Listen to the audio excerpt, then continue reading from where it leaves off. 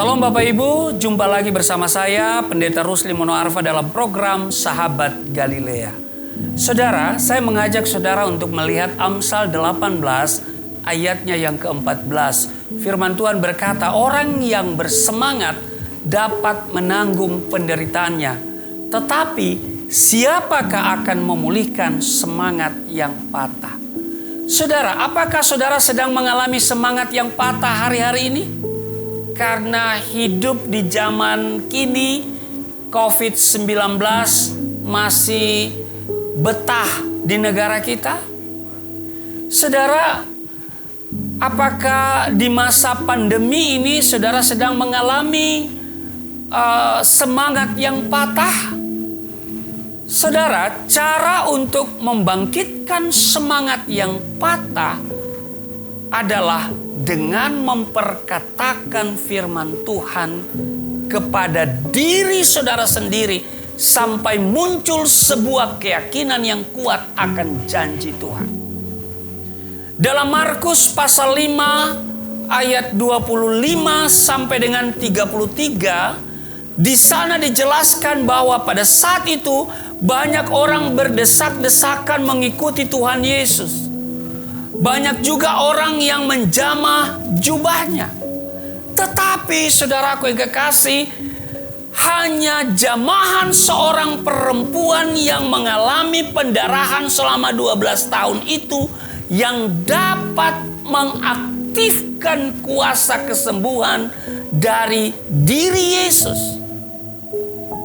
Seketika itu juga dikatakan perempuan itu mengalami kesembuhan. Saudara, inginkah saudara mengetahui bagaimana menjamah Tuhan dan menerima mujizat yang Anda inginkan? Ketika perempuan itu mendengar berita bahwa Tuhan Yesus akan memasuki desanya, ia berkata kepada dirinya sendiri. Sekali lagi, dia berkata kepada dirinya sendiri. Apa yang dia katakan dalam Markus pasal 5 ayat 28? Asal ku jamah saja jubahnya, aku sembuh. Wow, saudaraku yang kekasih. Dalam perjalanannya untuk menjumpai Tuhan Yesus, ia mungkin saja mengatakan hal itu berulang-ulang kali. Asal ku jamah saja jubahnya, aku akan sembuh. Asal ku jamah saja jubahnya, aku akan sembuh. Mungkin perkataan ini yang terus-menerus dia ucapkan. Kita tidak tahu seberapa lama ia memperkatakan hal itu kepada dirinya sendiri. Tetapi dia telah membangun kepercayaannya kepada Tuhan Yesus dengan mengatakan firman kepada dirinya sendiri bahwa Tuhan Yesus akan menyembuhkan penyakitnya. Saudara, jika Anda sakit, ketimbang berpikir dan berkata yang negatif tentang keadaanmu, sebaliknya, bangkitkanlah semangat dan imanmu dengan memperkatakan firman kesembuhan sambil mengingat mujizat kesembuhan yang pernah Tuhan perbuat di masa lalu. Dan harapkanlah kemurahannya, kebaikannya bekerja dalam hidupmu. Sahabat Galilea yang diberkati oleh Tuhan Yesus.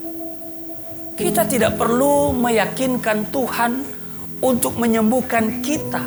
Tetapi kita harus meyakinkan diri kita bahwa Tuhan bersedia menyembuhkan kita. Sekali lagi saya ulangi. Kita tidak perlu meyakinkan Tuhan untuk menyembuhkan kita.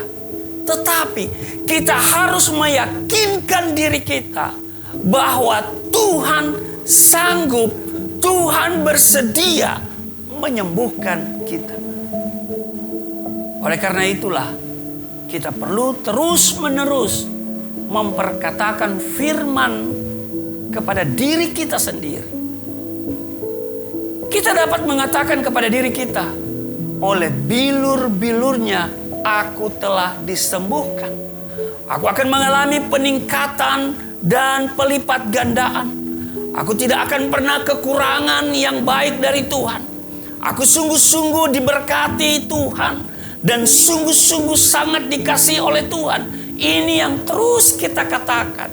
Perkatakanlah firman Tuhan senantiasa. Katakan apa yang Tuhan katakan.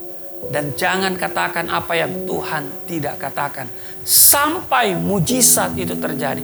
Sampai berkat itu engkau terima. Sampai pemulihan itu terjadi dalam hidupmu. Dan serahkanlah seluruh kehidupanmu kepada Tuhan. Dan selanjutnya Dia pasti bertindak dalam hidupmu. Tuhan Yesus memberkati. Mari kita berdoa. Terima kasih Tuhan, kami belajar hari ini bahwa kami akan terus memperkatakan firman-Mu kepada diri kami. Kami tidak perlu meyakinkan Tuhan untuk menyembuhkan kami, tapi kami meyakinkan diri kami bahwa Tuhan sanggup menolong, menyembuhkan, dan memberkati kami. Di dalam nama Tuhan Yesus, haleluya, amin.